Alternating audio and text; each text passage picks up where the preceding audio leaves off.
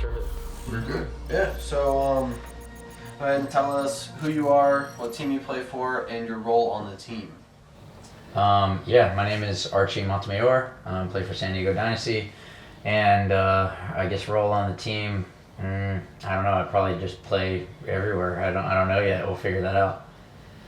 You know, we keep hearing that from Dynasty players that there's not so much set roles for each player. It's more about what the team needs on that layout. Is that what you find to be true?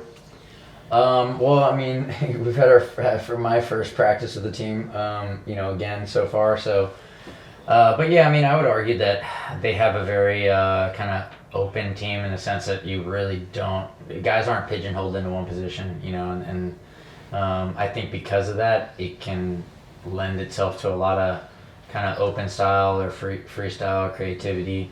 And again, you just never really know who's going to do what, so it's definitely an interesting part of the game. And I generally think like most of these guys are experienced, and a lot of them are legends of the game, obviously. And when to be at that level, like that kind of comes with that freedom to be able to kind of play all over the place. So it's definitely a unique team in that sense. There's not a lot of specialty role players on the field,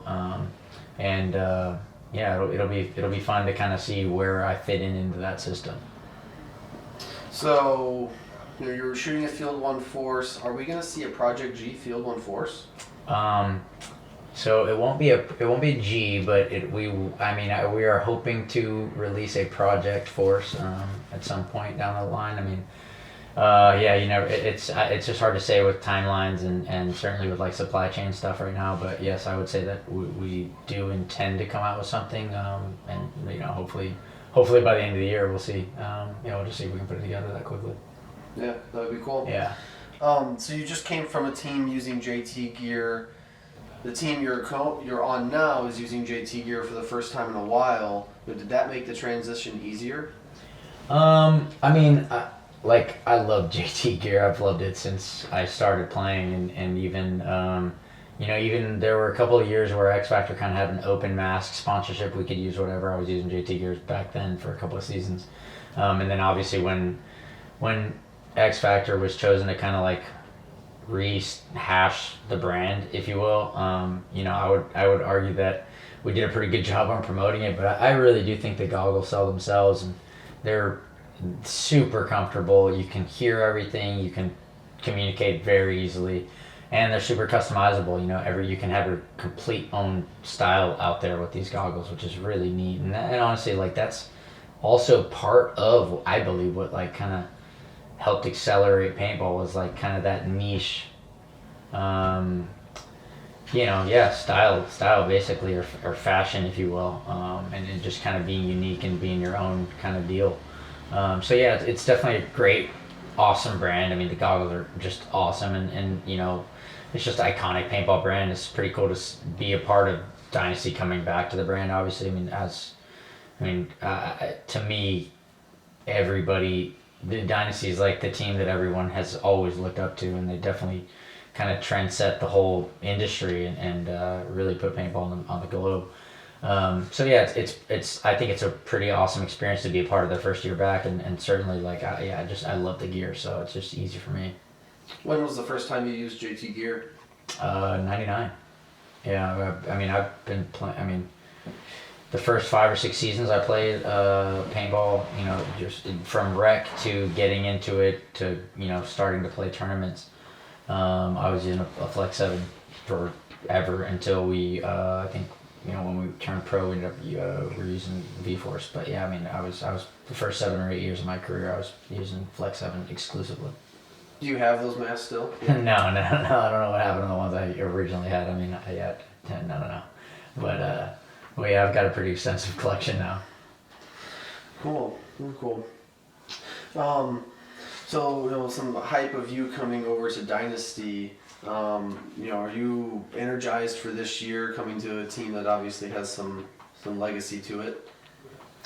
I'm excited. I would argue that this is the most excited I've been in several seasons for sure. There's a lot of reasons for that. I think I'm feeling more inspired than certainly than any moment I can remember in the last few seasons. And obviously, like playing with a new set of guys or just a new team in general, that always kind of lends itself to something new and just kind of exciting and not, maybe stuff in situations you've been in before. But also, obviously, to be playing with such a legacy of a team. I've looked up to a lot of these guys for a long time, and I've thankfully played with most of the guys already to some extent, and I've talked about it in other interviews, but the really what kind of got me probably more into this situation was likely playing in Europe with half the guys. We had a really great season over there in 2019, and kind of really showed me a new kind of new thoughts and ideas on what I may or may not want to be around a little more often. And so, that when the opportunity presented itself, I was, I'm really looking forward to the season. Cool. When did you first encounter the Dynasty team in your career?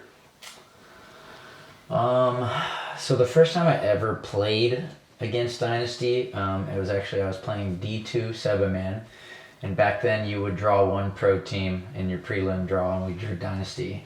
We shot a couple of them, but they smoked us pretty good. But at the time, obviously at that time, that was during their rise to being just the best. And then outside of that, when I turned pro with X Factor, I think we played Dynasty in either 08 when our first pro 7-man tournament. We beat them in the semifinals in Huntington Beach, which was quite an experience, and that was really probably like the best days of paintball. Many thousands of people watching the finals in that tournament. That was really great kind of time period in paintball. But that was like, those are I think the first two instances where playing against Dynasty or really certainly playing pro against them. It's at that point, they're your peers, and you're just competing against them. But obviously, it's still what they've done over time has just been incredible. So what you just described is what is often called the golden era of paintball. Mm-hmm. Do you agree with that? I would say the late 2000s. It was just, or certainly before 2008. But yeah. Kind of between 2004 to 2008, it was just the heyday. It seemed like people were just super pumped and really excited to be at tournaments. People would show up and just be there all day long, just pumped about it. I don't know, it seemed to be more spectator friendly for whatever reason, and I'm not necessarily sure if that was outside spectators or not. But definitely those tournaments back then just had just this kind of allure about them. And obviously, the leagues and the tournaments are great now, but for some reason back then it was just a little bit different. Do you have any recommendations that you think we could do to bring paintball back to that? What can we do to get paintball back there? It's kind of it's complicated because in the sense we're also competing against so many other means of entertainment now, and that's not that's what paintball's up against. It's not that paintball's any less fun or any less cool, but you're fighting for people's attention, and that's what everybody's fighting for right now. So there's just more competition, in my opinion, in that space, and that's really the trick. So however you can be put in front of someone's eyes and they feel compelled to stay, right, and watch or listen or pay attention, that's going to be the trick, and obviously that's not I haven't spent a lot of time putting thought into figuring out what it would take to do that, but I think that's the formula, figuring out a way to get people's attention and get it to stick. Well, thank you for doing this with us. Before we conclude, we'll see if we have any other questions or anything we want to fill in. So if you have anything that you want to say, we can kind of add in there. Yeah, what do you think about the new bunker set and how those are implemented? Yeah, obviously we got the new bunkers for this practice, and pretty limited time, in the grand scheme of things on a new set. we'll see how it plays out. Like I will say the layout today, the bunkers are pretty small and kind of. I mean, I like the shape, but they're going to be difficult to play, and depending on where they put them, like if they're put in the snake side like they were today, the snake ended up not really being that strong or dominant because you just had to play super tight. So it'll be interesting. I mean, and compared to like last year's field layouts, for the most part, there was all big bunkers at the 50s, which makes for kind of just like a crash course, kind of like 5 seconds, everybody's running at each other, and then see what happens after that. Whereas this one, it was a little more, the layout we played today at least was a little more methodical, which is neat to see, but I'd like to see the snake play a little more aggressive. But again, like it's hard to really make a solid opinion on just one day on them on one specific layout, but we'll see. I mean, for the most part, like I know that they're trying to, do good with every change they make. I do think sometimes, you can overthink it and kind of put yourselves in harm's way just by making changes that don't necessarily need to happen. But I don't know. Sometimes I think that I would argue some of the older style layouts would be good just to kind of see where the game's evolved from, the old layouts, and not having such a just run down the field at every point, or like run to the 50 uncontested every point just because you can't, there's just too many bunkers in the way. But obviously, we're competing on whatever layout they decide to give us, and ultimately that's what being the best is under any circumstance, figuring out ways to master.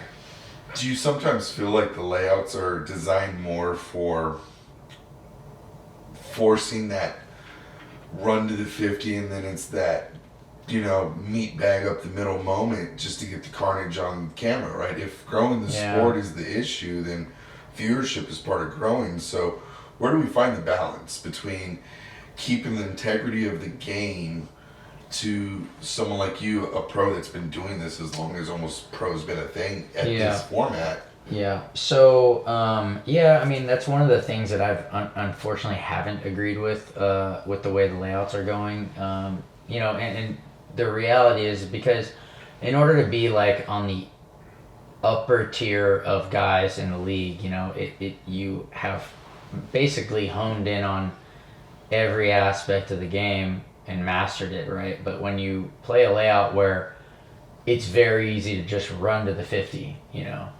there's just a lot less skill involved there, and it also negates a lot of the skill involved, for communicating and even understanding lane control, lane dominance, those things. But again, when you've got big pillows everywhere, you can't even hold lanes a lot of the time. So, but at the same time, I understand that for the most part, people like to watch people get bunkered, right? So I understand that aspect of it too, but you can't just continually have people running at each other essentially blind, just bunkering each other just for the sake of trying to make it interesting to watch. Because again, I think what's interesting is variety, and also like game-breaking moves where there's kind of a lockout and somebody pulls something great off.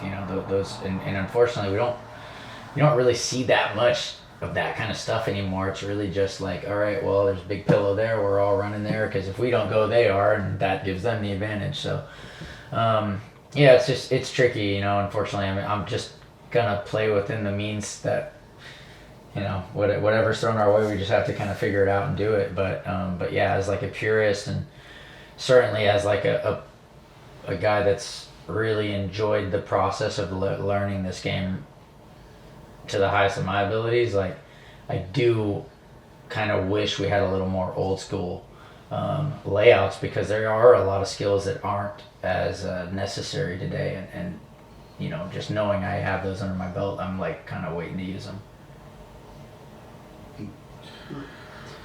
Do you have any bunkers that you wished would come back into play?